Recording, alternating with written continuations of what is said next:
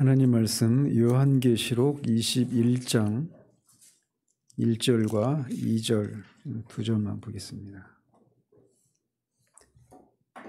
21장 1절과 2절 같이 읽겠습니다.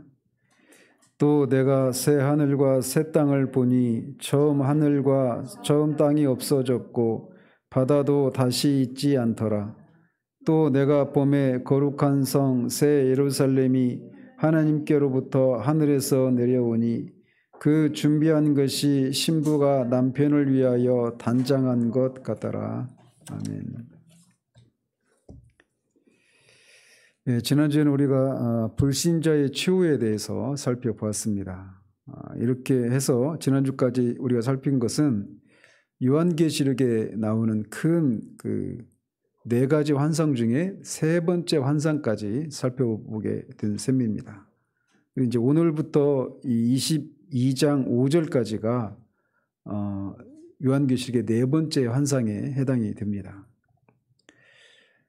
이미 1년 전에 우리가 살피기 시작해서 지금 요한계시록이 지금 또 큰 흐름을 다시 한번 좀 잠깐만 살펴드리면 요한계시록은 크게 서론, 본론, 결론 이렇게 나눌 수가 있습니다. 그래서 서론 부분은 1절에서 8절까지입니다. 요한계시록 1장 1절에서 8절까지. 그리고 1장 9절에서 22장 5절까지가 본론 부분이에요.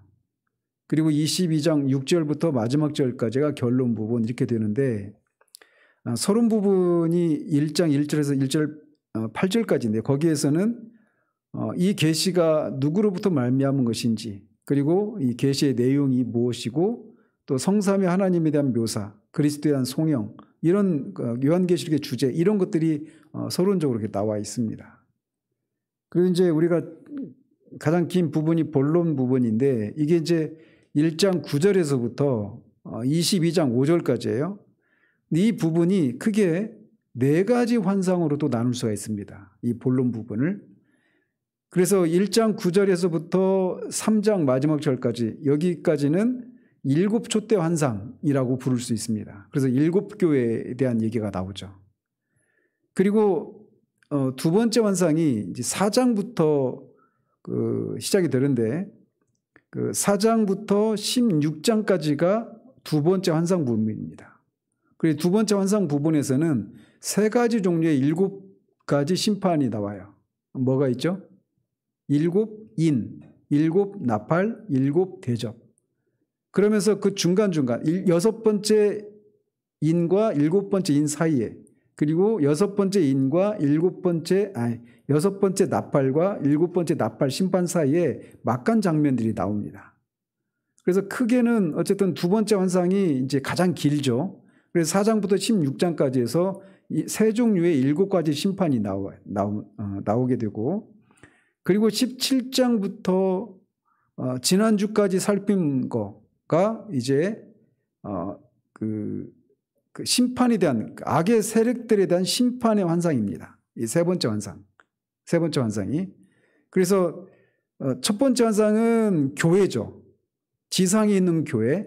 그다음에 두 번째 환상은 이제 하늘에서 이루어지는 그 7가지 심판에 대한 환상인데 심판은 누구를 향해 쏟아지는 거예요? 세상이죠. 그러니까 교회, 세상. 그리고 세 번째 심판이 이제 17장부터 20장 15절까지 우리가 지난주까지 살펴본 부분인데 거기에서는 악의 세력들에 대한 심판이 있었죠. 그래서 맨 처음에는 뭐부터 심판이죠? 큰 성 바벨론, 그 다음에 두 짐승, 그 다음에 용, 그 다음에 불신자. 이렇게 악의 세력들에 대한 심판의 환상이 나오고 오늘부터 이제 21장 1절부터 22장 5절까지가 새 하늘과 새 땅과 새 예루살렘에 대한 환상이 나옵니다. 이게 이제 그리고 이제 마지막 부분은 이제 결론 부분인데 오늘부터 살피려고 하는 부분이 이제 말씀드린 것처럼 요한계시록의 네 번째 환상 크게 나눴을 때 네 번째 환상에 해당되는 그런 환상입니다.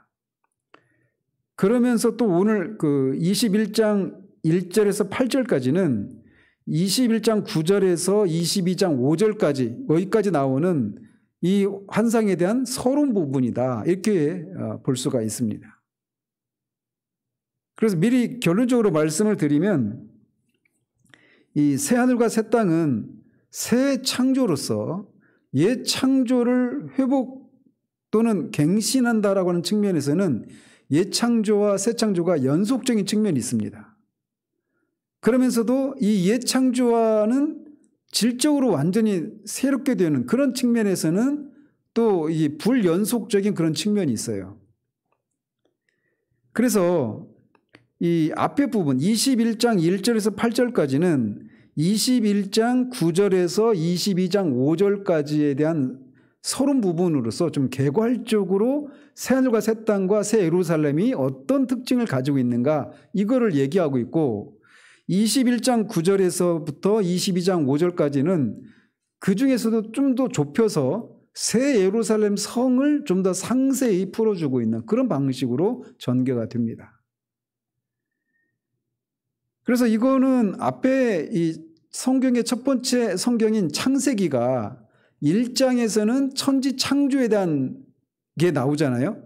6일 동안의 천지 창조와 6일에 이제 천지 창조가 있는데 천지 창조의 순서 중에 인간이 맨 마지막으로 창조가 됐잖아요. 인간이 맨 마지막에 창조되었는데 그 앞에는 어떤 일이 이루어진 거예요? 그 인간이 거주할 수 있는 공간을 창조한 겁니다. 그래서 하늘과 땅을 이 처음 하늘과 처음 땅을 창조하신 거예요.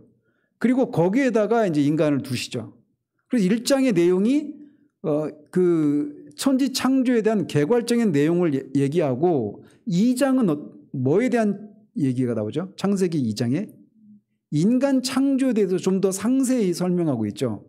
그런 것처럼 이런 구조라는 거예요. 창세기 1장 2장과 계시록 21장 1절에서 8절 여기까지가 창세기 1장에 해당되는 부분이고 21장 9절에서 22장 5절까지가 창세기 2장에 해당된다. 이렇게 볼 수 있다는 말이죠.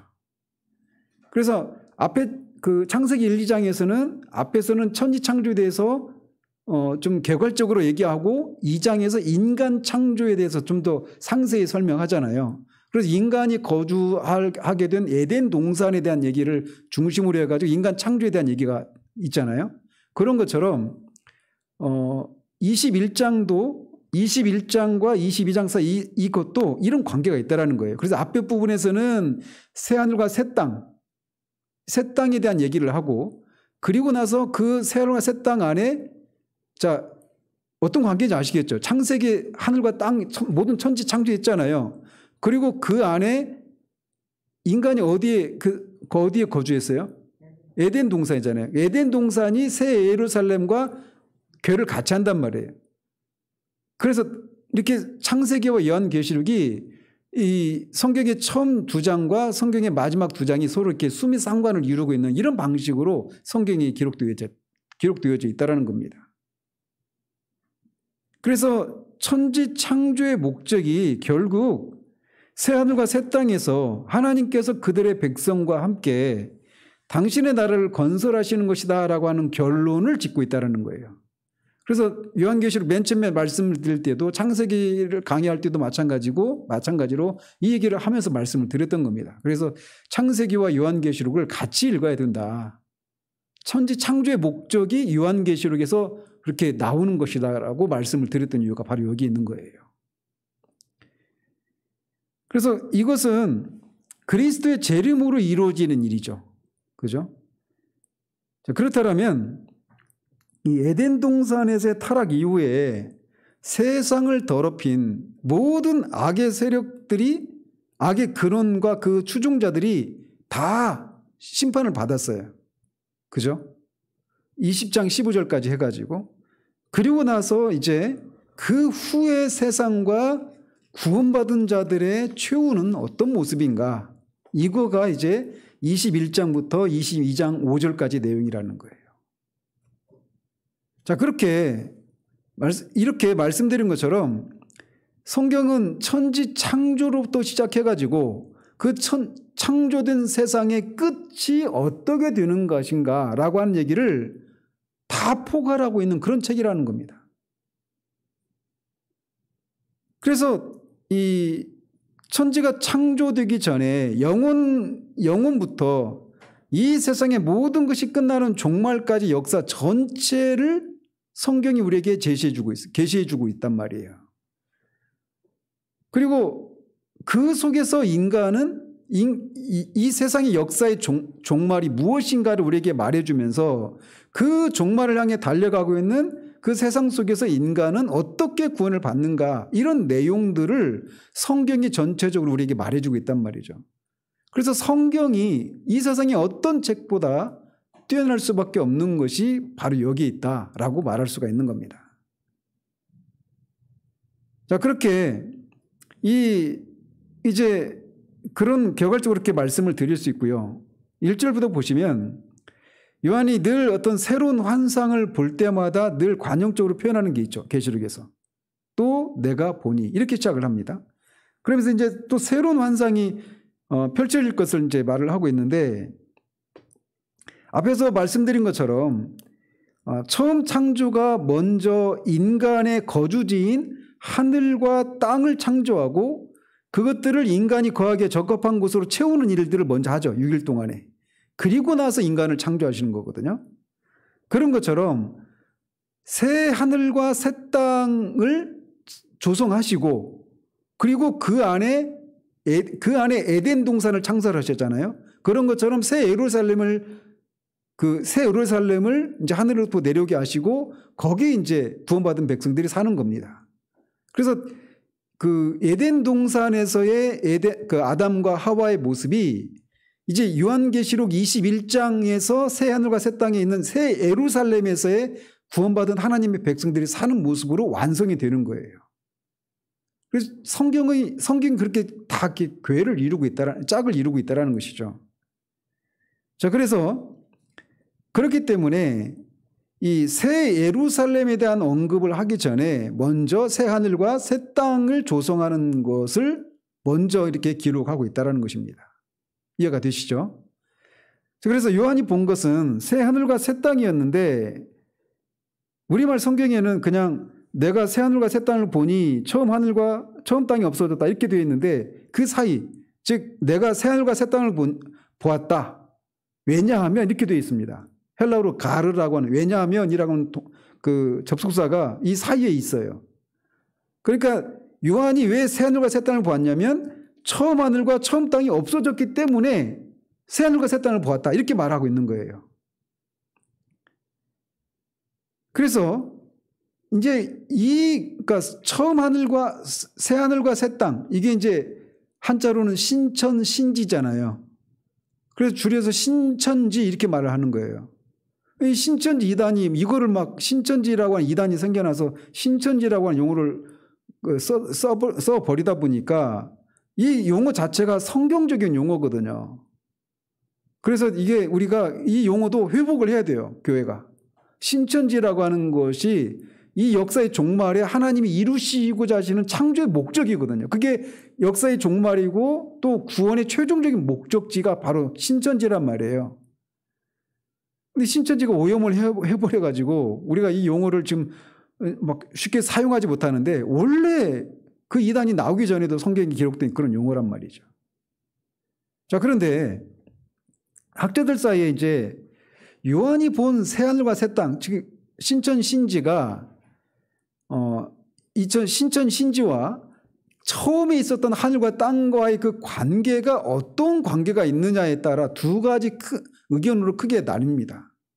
하나는 뭐냐면, 요한이 본 새하늘과 새 땅은 완전히 새로운 하늘과 땅이다. 그래서 옛날에 보았던 하늘과 땅과는 땅은 완전히 없어지고, 여기서도 보면 없어졌다고 했잖아요. 문자적으로.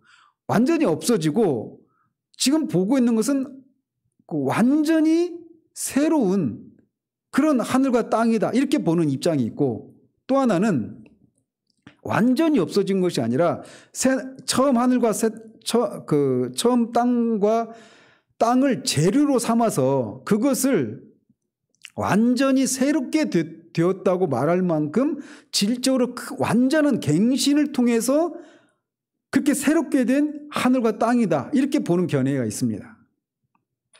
이 차이를 아시겠죠?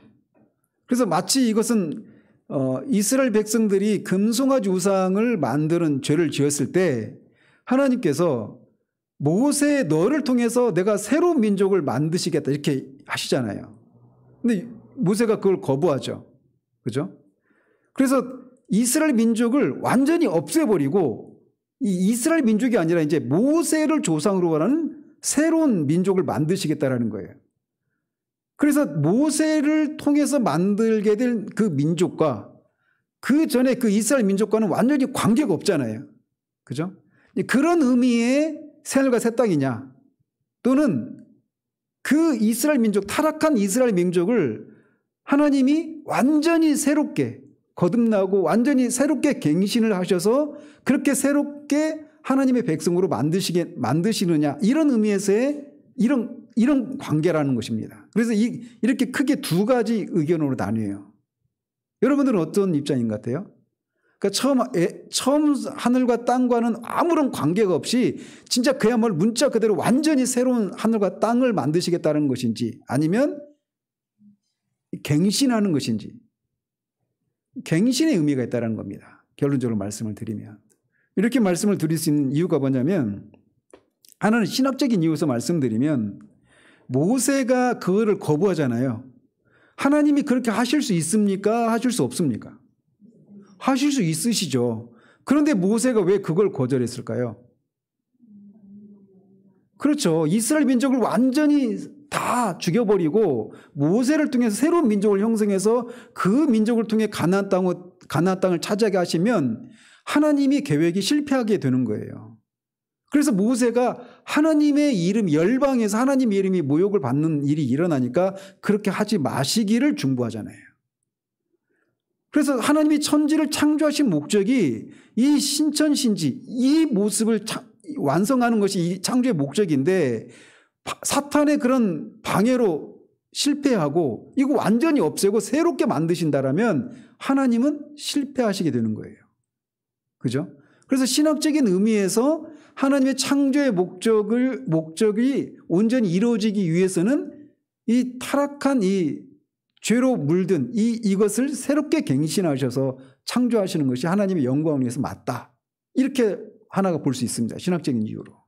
그리고 또 하나는 용어를 가지고도 우리가 그걸 살필 수가 있어요. 용어. 헬라어에는 새롭다라고 하는 단어에 해당되는 단어가 두 가지가 있습니다. 하나는 카이노스라고 하는 단어이고 하나는 네오스라고 하는 단어예요. 카이노스, 네오스. 그래서 네오스는 시간적인 측면에서 새로운 것을 말하는 거예요. 시간적인 측면에서.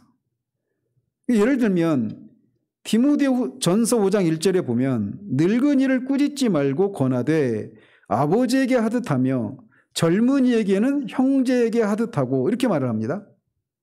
여기에서 시간적으로 새롭다라고 하는 단어가 어떤 단어에서 그게 나올까요? 자, 다시 읽어드릴게요.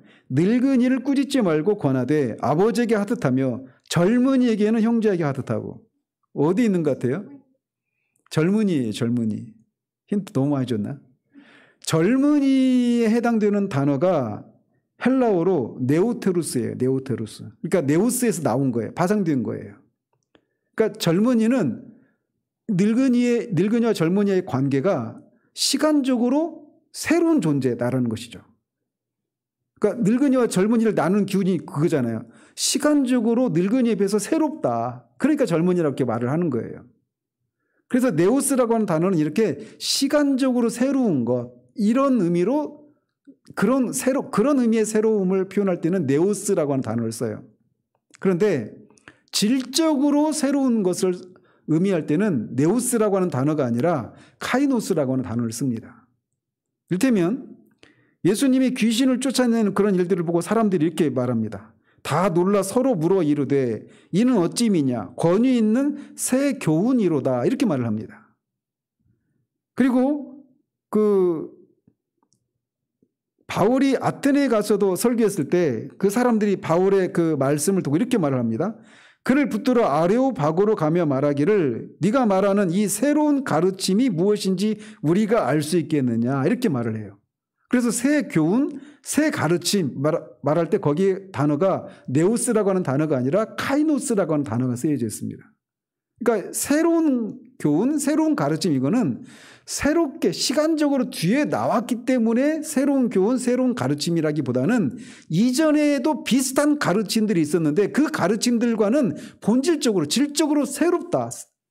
그 차원이 다르다. 이런 의미에서 새롭다라고 하는 것을 표현할 때 카이노스라고 하는 단어를 쓴단 말이에요. 그런데 이렇게 이 카이노스라고 하는 단어와 네오스가 그런 차이가 있는데 여기서 새 하늘과 새 땅을 볼 때 그 새라고 하는 단어가 카이노스라고 하는 단어가 쓰여져 있어요.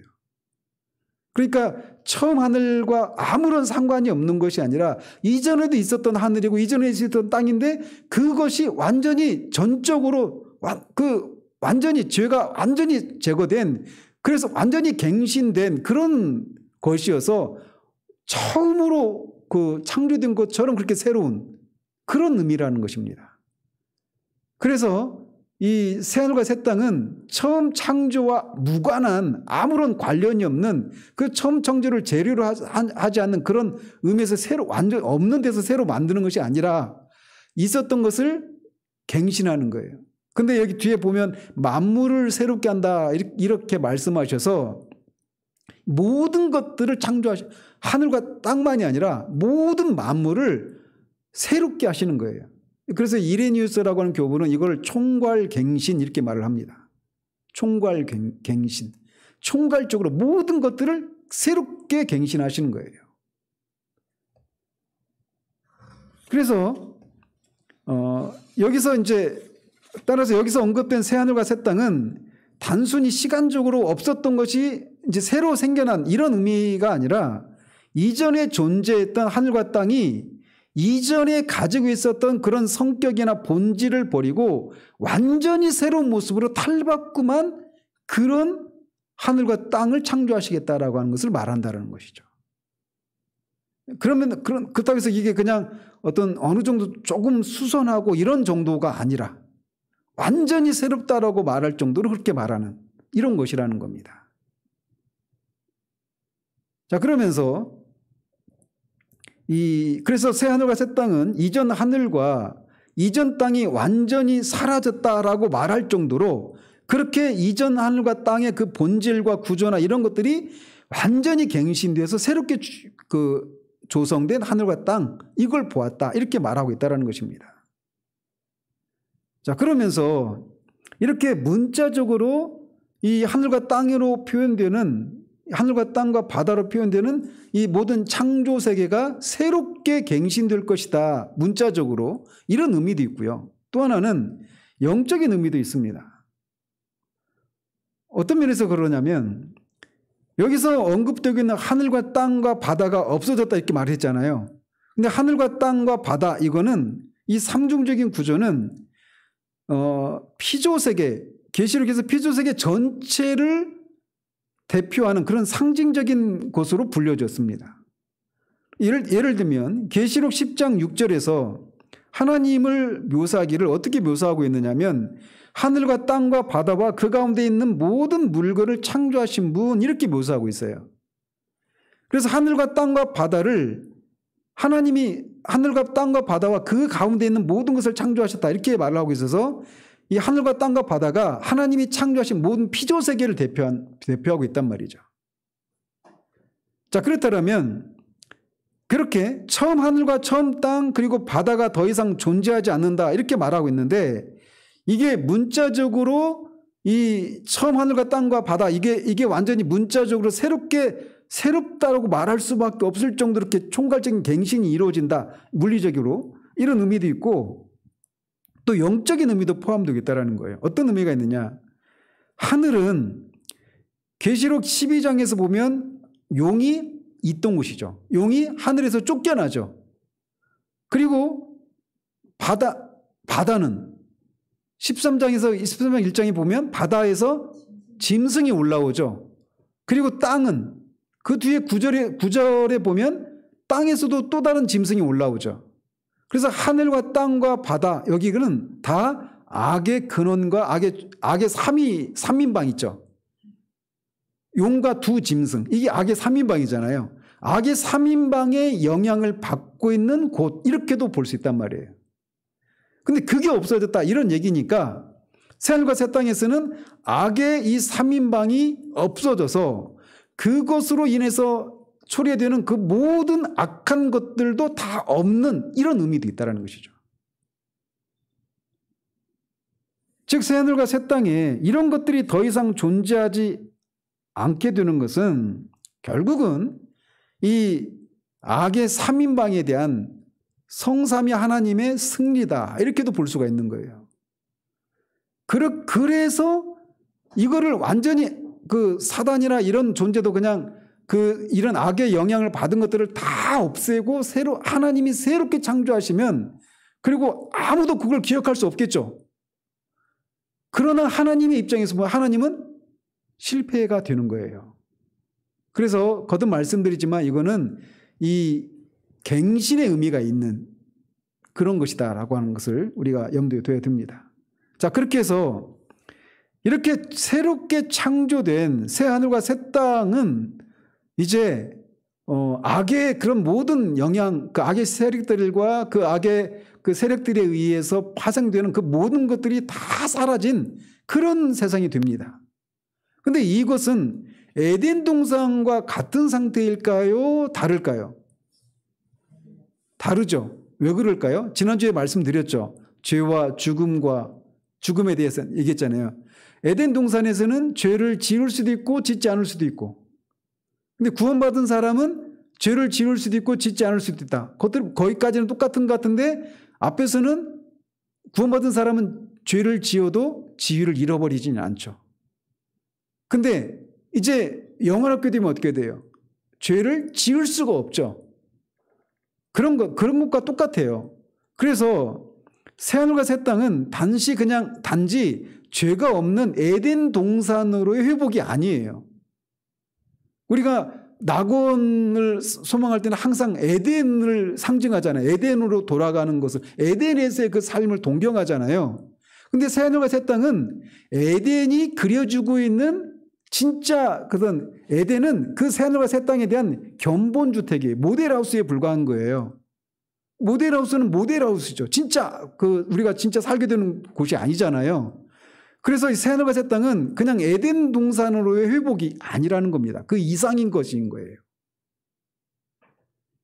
그래서 새하늘과 새 땅은 에덴 동산에서 만약에 하나님이 내리신 그 시험을 통과했다라면 거기가 이제 완전한 죄가 임할 수 없는, 죄를 지을 수도 없는 하나님의 백성들과 죄와 악이 없는, 그래서 슬픔과 고통도 죽음도 없는 그런 땅이 되었겠죠. 근데 그게 안 됐잖아요. 근데 이제 새하늘과 새 땅은 그게 없어졌다는 겁니다. 그런 가능성도 없는, 죄를 지을 수도 없고 그런 땅이 되는데 그 땅에서 누가 축복을 누리느냐라는 겁니다. 이것에 대해서 말하고 있는 게 2절이에요. 그것은 거룩한 성 새 예루살렘이 하나님께로부터 하늘에서 내려오는 것을 보았는데 그 준비한 것이 신부가 남편을 위하여 단장한 것 같다, 이렇게 말을 합니다. 뒤에 새 예루살렘을 뒤에 21장 9절과 10절을 보시면 뭐라고 되어 있습니까? 21장 9절 10절에 보면 신부 곧 어린 양의 아내라고 말을 하죠. 거룩한 성 새 예루살렘을 신부 어린 양의 아내, 이렇게 말을 해요. 그럼 그게 뭐예요? 그렇죠. 교회죠. 그러니까 거룩한 성 예루살렘은 교회예요. 교회. 자, 그렇다면 이 교회가 이 문맥 속에서 이 우주적인 그런 총괄 갱신의 과정 속에서 교회는 어떤 변화를 겪는가, 이거를 말하고 있는 게 2절과 3절이에요. 그래서 새하늘과 새 땅에서의 그 축복을 누리게 될 대상은 새 예루살렘, 이 뒤에 있는 9절과 10절의 표현을 보면 교회인데 그 교회가 왜 새 예루살렘이라고 말을 하느냐라는 거죠. 먼저 교회를 2절에서는 그 거룩한 성 새 예루살렘 이렇게 부르고 있죠.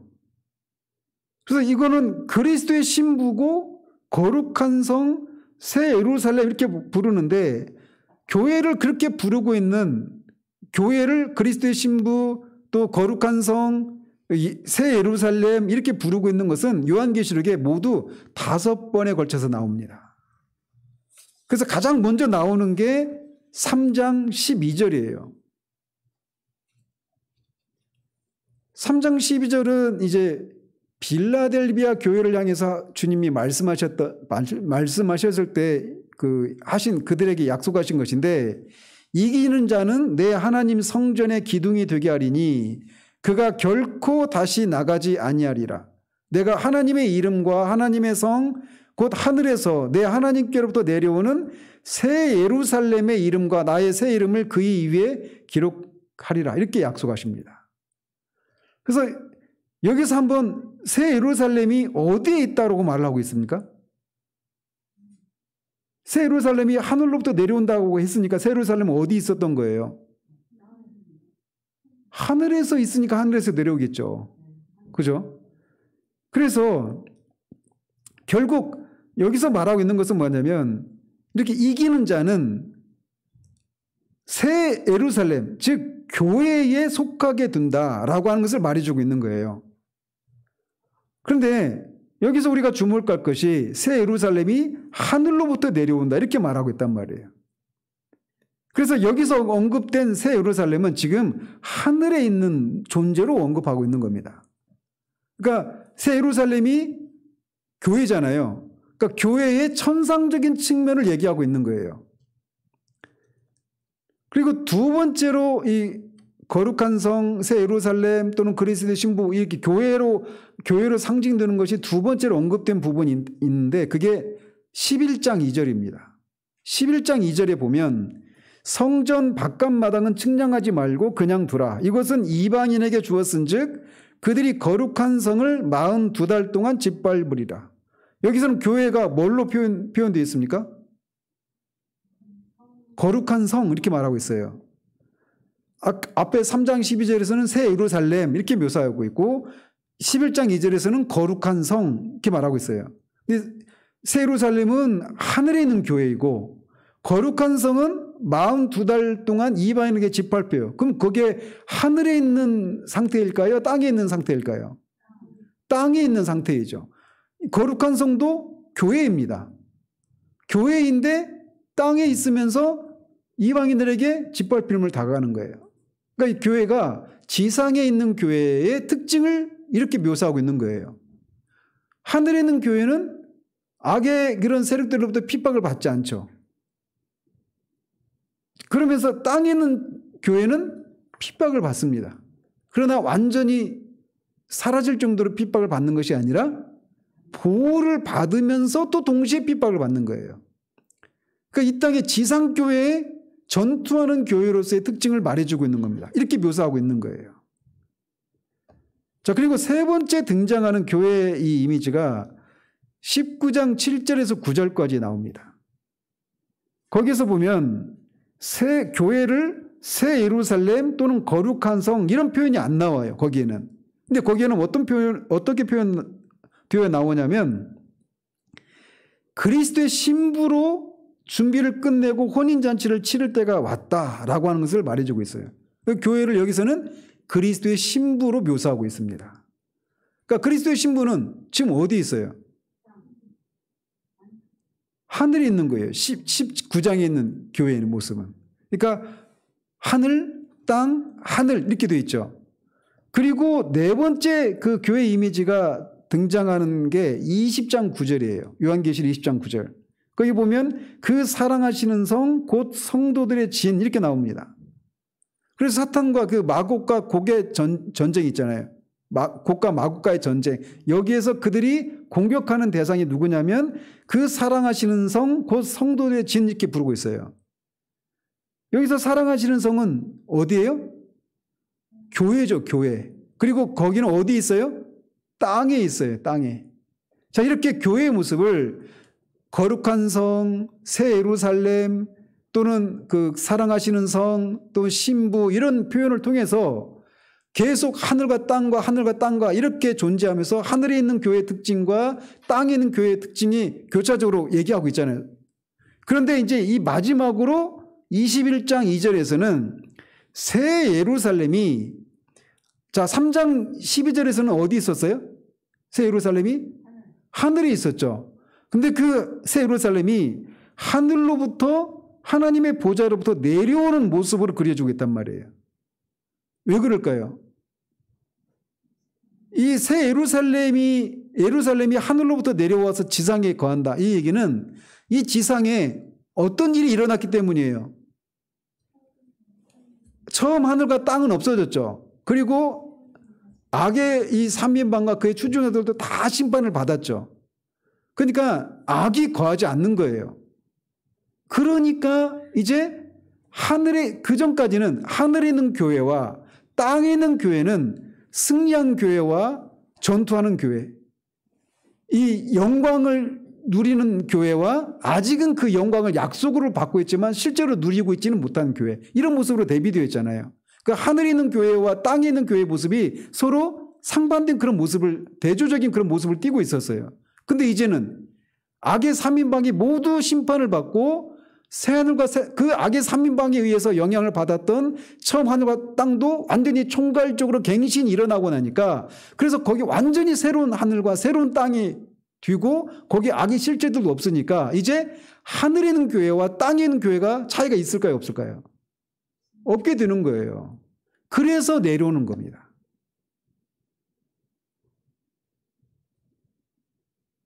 그래서 이상에서 이렇게 보는 것처럼 교회를 거룩한 성 또는 새 예루살렘, 그리스도의 신부, 이런 표현을 통해 가지고 교회의 양면성을, 이렇게 하늘에 있는 교회와 땅에 있는 교회, 이 양면성을 계속 반복하면서 이렇게 언급하고 있다가 이 마지막에 와서는 새 예루살렘, 새 하늘과 새 땅에서의 새 예루살렘으로 이 모든 교회가 하나로 이제 수렴되는 모습을 보여주고 있단 말이죠.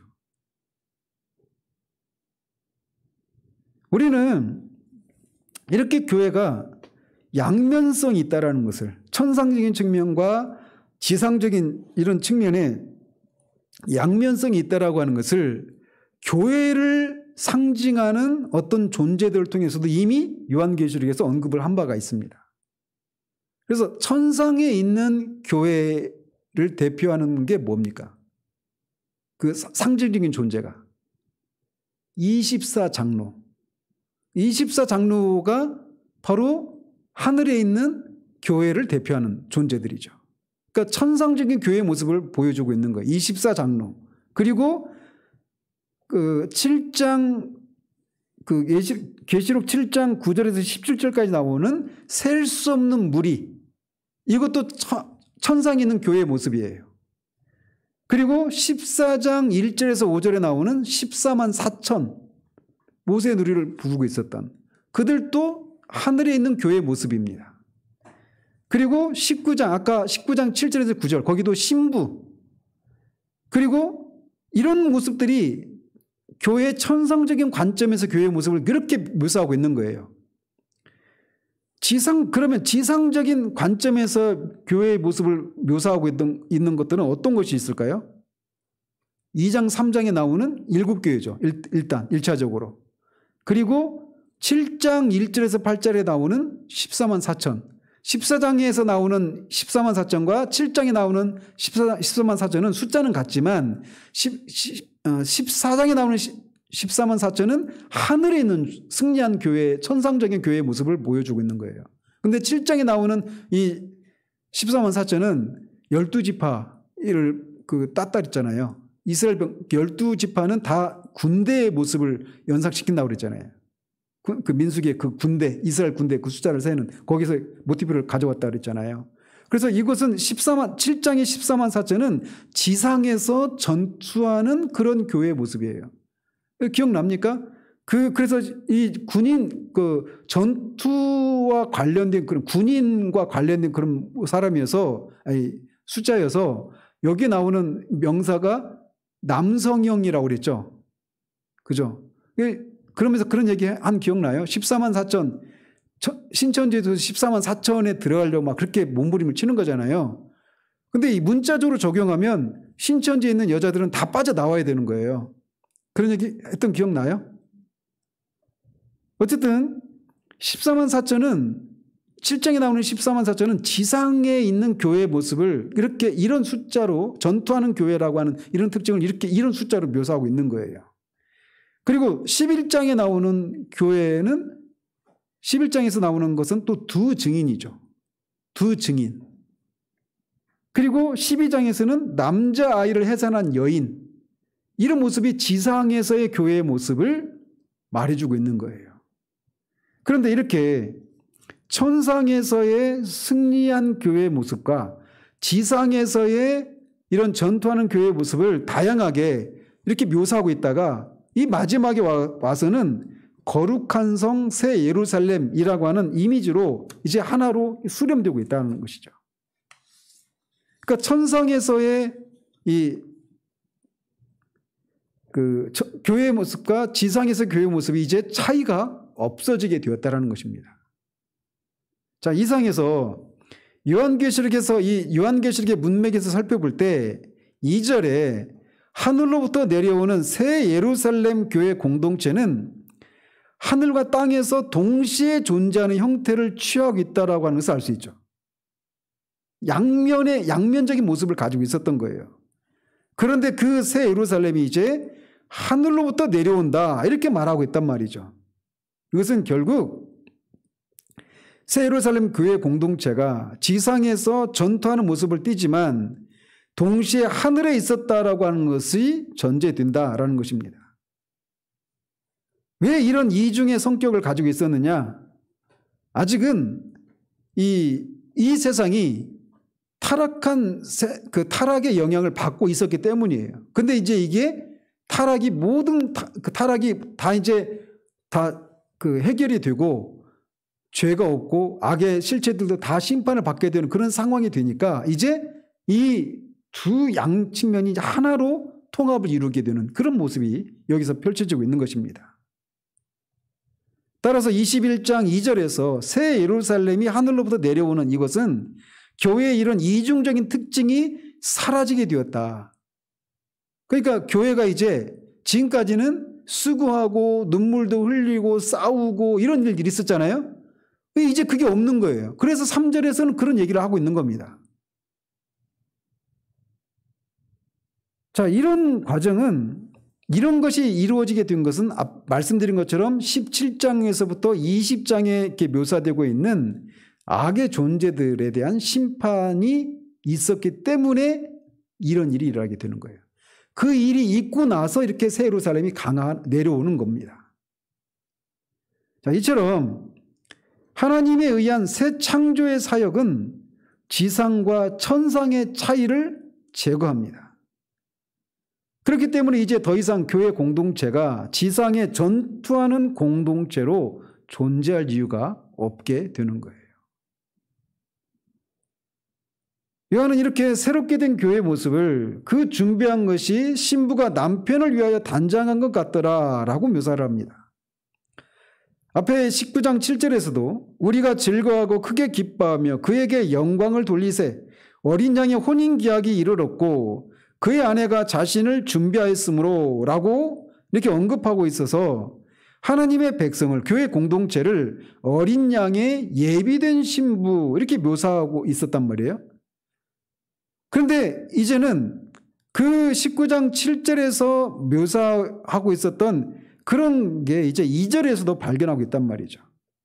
따라서 어린 양의 혼인잔치 신부로 묘사된 하나님의 백성은 다름 아닌 거룩한 성 새 예루살렘의 실체다. 이렇게 볼 수가 있다는 겁니다. 그런데 한편 여기서 우리가 준비한 것, 단장한 것 이게 수동태로 되어 있어요. 우리말로는 분명하지 않지만 이 단어가. 그래서 거룩한 성 새 예루살렘을 예비시키고 준비시키고 단장시키신 분은 하나님이시다라고 하는 것을 분명하게 드러내고 있습니다. 그렇죠. 우리가 그리스도의 신부가 된 것은 우리의 스스로 노력으로 된 게 아니잖아요. 하나님의 강권적인 은혜로 우리가 그렇게 되어진 것인데 여기서도 그 사상을 여기에서 말해주고 있는 거예요. 자, 그러면서 그렇기 때문에 교회라고 하는 존재에 대해 교회가 이 마운스라고 하는 학자는 이렇게 말을 합니다. 교회란 인간이 만든 인위적인 조직체가 아니라 하나님께서 시작하시고 허락하신 공동체다. 이렇게 말을 하는 거예요. 그래서 교회는 사람들이 보기에는 그냥 인위적이고 인간적인 그런 조직체에 불과한 것처럼 보이지만 신적인 기관이라는 것이죠. 따라서 이제 곧 신랑 되는 그리스도가 영적인 신부인 성도를 데리고 새로운 보금자리인 하늘 처소로 새하늘과 새 땅으로 인도해 드릴 준비가 이제 끝났다라고 하는 것을 말해주고 있는 거예요. 그래서 그 이스라엘에서 이 결혼식이 그렇게 진행이 되잖아요. 그러니까 이스라엘에서는 항상 결혼식 이 본식 앞에 뭘 하죠? 약혼식을 하죠. 정혼식이라고 하기도 하고 약혼이라고도 하고. 근데 약혼식을 할 때부터 그때부터 같이 살지는 않지만 법적으로는 남편과 아내의 법적인 지위를 갖습니다. 약혼을 하면. 그래서 남편과 아내가 되는 거예요. 신랑과 신부가 되는 거예요. 법적으로는. 그런데 이제 일정한 기간 지나면 보통 이제 1년 후에 그렇게 본 결혼식을 치르는데 결혼식을 치를 때는 어떻게 해요? 신랑이 신부 집으로 오죠. 그리 와가지고 거기서 결혼식을 하는 거예요. 그거를 연상하시면 돼요. 자, 지상에 있는 교회가 천상에 있는 교회도 마찬가지고 그리스도, 신랑 되신 그리스도와 신랑과 신부의 관계죠. 여러분들도 그리스도의 신부잖아요. 저도 신부고. 그러니까 이게 영적인 측면에서 말을 하는 거예요. 그래서 그런데 어때요? 실제 우리가 그 그리스도가 우리의 신랑이 되시고 우리는 그리스도의 신부인데 우리의 모습이 정말 그렇게 모든 이름이 뛰어난 만주의 주이시고 만왕의 왕이신 그런 신랑을 둔 신부 같습니까? 그러진 않는데 신분상으로는 우리가 그런 존재죠. 그리고 그런 약속이 주어진 거예요. 그런데 이제 주님이 재림하시면 이제 그렇게 그 신랑이 신부 집으로 찾아가 가지고 결혼을 해서 자기 집으로 그렇게 데려가서 이제 진짜 정식으로 그렇게 부부로 살아가게 되는 것처럼 새하늘과 새 땅이 열리면 그렇게 된다라는 겁니다. 그래서 주님이 오셔서 우리를 이미 우리가 약혼을 했어요. 약혼을 한 상태입니다. 그래서 법적으로는 신랑과 신부이지만 실제적인 측면에서는 아직 결혼이 치러지지 않아서 그렇게 신부의 지위를 온전하게 누리고 있지 못한 거예요. 그런데 이제 새하늘과 새 땅이 되면 창조가 되면 이렇게 신부가 준비되고 그리스도가 신부를 데리러 오셔서 그들과 정식으로 결혼식을 하고 이제 새로운 처소인 새하늘과 새 땅에서 그렇게 살게 된다라는 것입니다. 그래서 일단은 1절과 2절에서는 이 악의 실체들이 다 심판을 받고 나서 이제 그 세상은 어떻게 되고 또 구원받은 신자들은 어떻게 되는가 이 얘기를 하면서 이 새하늘과 새 땅이 창조가 되고 또 그 새 예루살렘 즉 교회죠. 새 예루살렘은 교회가 어떻게 될 것인가 라고 하는 거를 먼저 서론적으로 오늘 살핀 거예요. 다음 주에는 이 새 예루살렘 거룩한 성 그리스도의 신부라고 하는 교회가 어떤 복락을 누리는가 이것에 대해서 서론적인 부분을 살펴가도록 하겠습니다. 우리에게는 그 소망이 우리에게 있는 거예요. 그 소망을 가진 사람처럼 우리가 믿음으로 인내하는 일들이 우리 가운데 있기를 바랍니다. 기도하겠습니다. 하나님 아버지,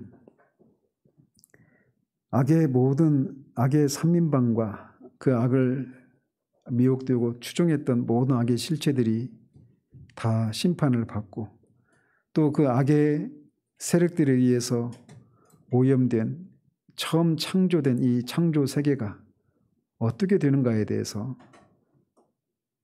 너무나 간략하게 새 하늘과 새 땅이 창조되고 처음 하늘과 땅은 바다는 없어지게 된다라고 하는 이 말을 통해서 그 이후에 세상이 어떻게 될 것인가에 대해서 오늘 서론적으로 살폈습니다.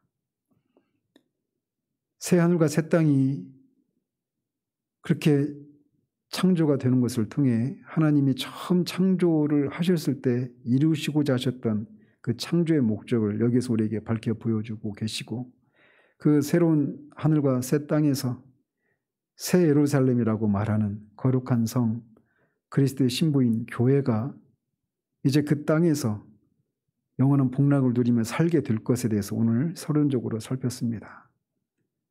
우리가 바로 그 새 예루살렘이요 그리스도의 신부인 것을 알고 거기에 우리가 속할 사람임을 또 거기에 우리가 속해서 영원한 복락을 누릴 사람인 것을 우리가 알고 우리가 정말 그렇게 온전히 한 분 신랑 되신 예수 그리스도만을 기다리고 충성하고 그렇게 믿음의 정죄를 지켜나가는 그런 우리들 될 수 있도록 도와주시길 원합니다.